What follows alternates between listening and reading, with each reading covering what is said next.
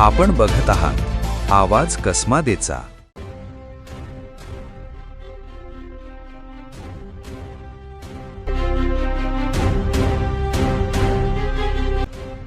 नाशिक शहरातील गंगापूर रोडवरील ध्रुवनगर परिसरात अत्यंत हृदयद्रावक घटना घडली असून लोखंडी गेट कोसळून अवघ्या 13 महिन्यांच्या चिमुकलीचा मृत्यू झाला आहे।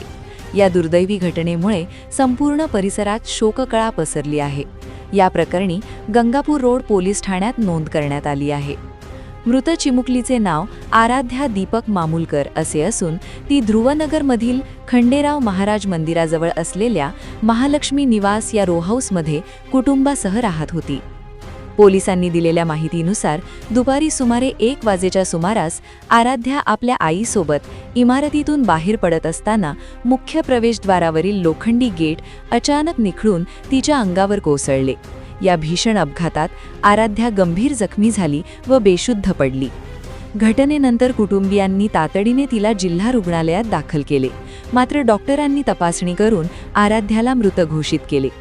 घटनेची माहिती मिळताच गंगापूर रोड पोलिसांनी रुग्णालयात धाव घेत पंचनामा व तपास सुरू केला आहे।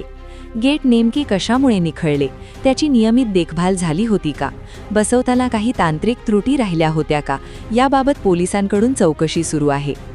अवघ्या 13 महिन्यांच्या निष्पाप चिमुकलीचा अशा प्रकारे मृत्यू झाल्याने ध्रुवनगर परिसरात हळहळ व्यक्त केली जात आहे।